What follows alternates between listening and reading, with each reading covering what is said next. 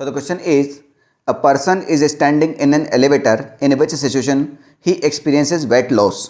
यानी किस सिचुएशन में उसको वेट जो है अपने वेट से कम फील होगा, बस ये बात है.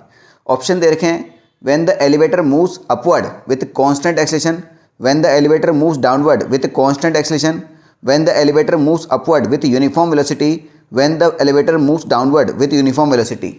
तो बेटा यूनिफॉर्म वेलोसिटी का मतलब होता है एक्सेलरेशन जीरो होना. सिंपल सी बात है. तो हमें क्या करना है, चार ऑप्शन चेक करने पड़ेंगे. सिंपल सी बात है. तो पहला ऑप्शन ही चेक करते हैं. तो उसने बोला है कि भैया कि ये एलिवेटर का मतलब होता है लिफ्ट.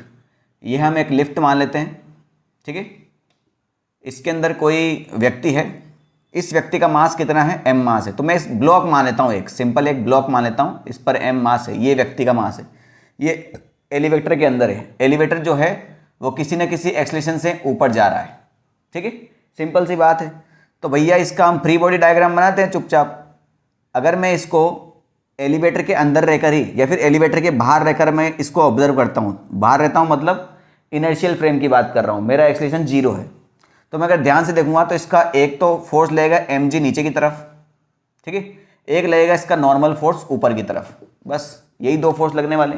अगर ये कहीं यहाँ लटक रहा होता तो फिर टेंशन फोर्स लगता, नॉर्मल फोर्स नहीं लगता. सिंपल सी बात है. नॉर्मल फोर्स कब लगता है, जब ये सरफेस पे हो, और टेंशन फोर्स कब लगता है, जब रस्सी पे हो. बात समझ में आ गई. अब ये ऊपर जा रहा है तो बेटा ये वाला नॉर्मल फोर्स बड़ा होगा, mg नीचे छोटा होगा, ठीक है. तो इसको हम इक्वेशन लिख देते हैं, जिधर एक्सेलरेशन होता है वो फोर्स बड़ा होता है. तो bigger force minus smaller force is equal to mass into acceleration. यही बात है. तो हमें ये नॉर्मल फोर्स ही किसको दिखा रहा है, वेट को दिखाता है.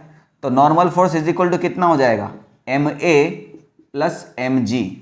यानी नॉर्मल फोर्स हो जाएगा आपका ma प्लस g. यानी अगर ये ऊपर जा रहा होगा तो यहाँ पर वेट कैसा दिखाएगा, इंक्रीज होता हुआ. मगर हमसे क्वेश्चन पूछा है वेट लॉस, तो भैया दूसरा ऑप्शन चेक करते हैं. इसमें हम देखेंगे नीचे जा रहा होगा. तो अगर नीचे जा रहा है तो नीचे वाला फोर्स बड़ा हो जाएगा. तो अब इक्वेशन क्या बनेगी, ये फर्स्ट केस की क्वेश्चन थी जो कि गलत हो चुका है. सेकंड केस में नीचे जा रहा है यानी ये वाला बिगर फोर्स होगा, यानी bigger force minus smaller force is equal to mass into acceleration. यही होता है. हमें नॉर्मल फोर्स निकालना है तो इसको उधर लेके जाओ और ma को इधर लेके आओ. तो mg minus ma is equal to n, और n नॉर्मल फोर्स ही वेट को दिखा रहा है यहाँ पर. तो n इज इक्वल टू क्या हो जाएगा, mg माइनस a. तो बेटा शुरुआत में उसका नॉर्मली अगर वो बाहर होता तो वेट उसका mg होता, मगर वो लिफ्ट में है अंदर तो उसका वेट कितना है, mg माइनस a. अब a जो होगा वो भी सी बात है, यहाँ पर 1 से ज़्यादा ही दिया, कुछ भी दिया हो मगर g से तो कम हो गया ना भाई. बाहर मान लीजिए उसका मास 5 किलो है तो बाहर उसका वेट कितना हो जाएगा, 50 न्यूटन mg.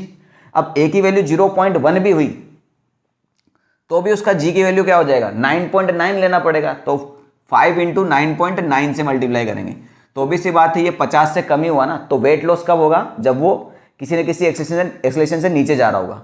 अगर एक्सेलरेशन जीरो हो गया तो इसका मतलब क्या हुआ, लिफ्ट तो रुकी हुई है. अगर लिफ्ट रुका हुआ है तो n जो है mg के बराबर ही होगा, यानी उसको उसका जो एक्चुअल वेट है वही फील होगा.